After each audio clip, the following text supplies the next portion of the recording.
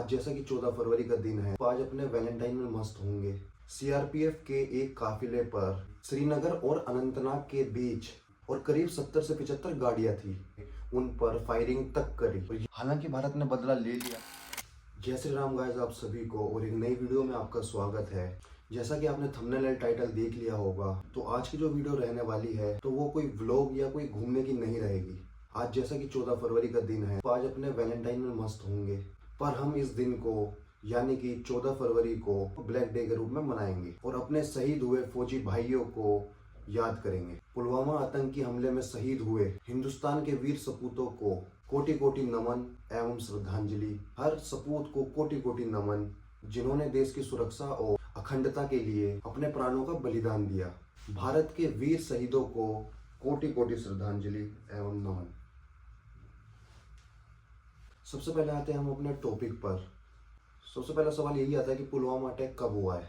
तो पुलवामा अटैक 14 फरवरी 2019 को हुआ था। दोपहर के करीब 3 बज रहे थे और जम्मू कश्मीर के पुलवामा जिले में सीआरपीएफ के एक काफिले पर हुए आतंकी हमले में 40 जवान हमारे शहीद हो जाते हैं। करीब 45 से 50 जवान गंभीर रूप से घायल भी हो जाते हैं। तो सबसे पहले मैं आपको एक चीज़ बता देता हूँ कि जो ये पुलवामा है, पुलवामा के ऊपर मैं आपको कुछ मैंने नोट्स बना रखे हैं, उसको मैं आपके सामने बताता हूँ कि पुलवामा आखिर है क्या, जम्मू कश्मीर का क्या लगता है और हमारे देश का क्या लगता है। पुलवामा जिला जम्मू कश्मीर का एक जिला है।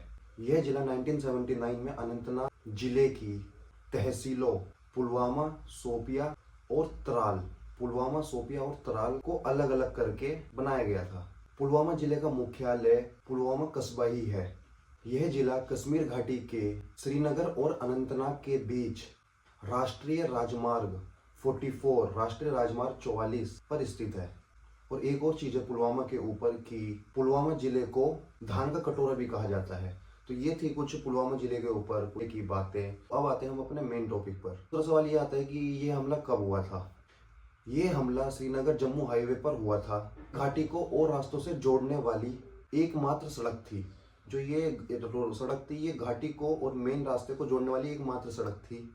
ये सड़क साल भर खुली रहती है, पर बहुत बर्फबारी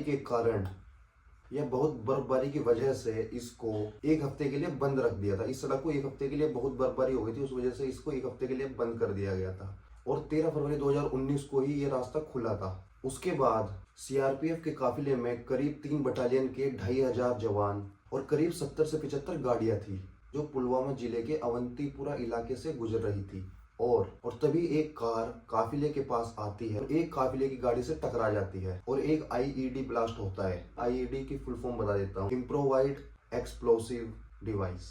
और सीआरपीएफ और उस गाड़ी के टकराने की वजह से कई और गाड़ी जो काफिले की है, वो भी कई गाड़ी चपेट में आ जाती है। और उसके बाद भी कई आतंकवादियों ने हमारे जो जवान बचे थे उन पर फायरिंग तक करी। तो यह एक आत्मघाती हमला था।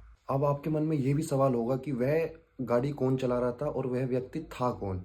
तो उसका आंसर यह है कि गाड़ी चलाने वाले व्यक्ति का नाम आदिल था, जो कुछ साल पहले ही जैश ए मोहम्मद नाम के आतंकवादी संगठन में शामिल हुआ था और इस हमले में उसकी जान भी चली गई थी। हालांकि भारत ने बदला ले लिया था और 26 फरवरी 2019 को बालाकोट एयर स्ट्राइक करके जैश ए मोहम्मद के आतंकियों को ढेर किया था। पुलवामा आतंकी हमले की मैं आपको पहले कुछ वीडियोस दिखाता हूँ।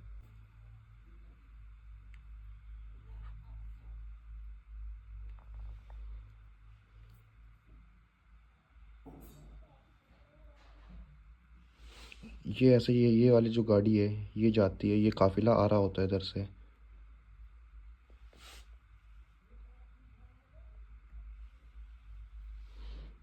और ये ऐसे धमाका होता है और इतनी तेज़ धमाका होता है कि इसकी चपेट में कई दूर दूर तक के को नुकसान पहुंचता है। और हमारी सीआरपीएफ की एक जो पूरी वो थी, वो पूरी तरीके से नष्ट हो जाती है और हमारे जो वीर थे वो इसमें शहीद हो जाते हैं। तो ये थी कुछ जानकारी पुलवामा अटैक के बारे में। उम्मीद करता हूँ आपको अच्छी लगी होगी। और वीडियो अगर आपको पसंद आए तो जाते जाते एक लाइक ज़रूर करें और एक कमेंट हमारे फौजी भाइयों के लिए। जय हिंद, जय भारत।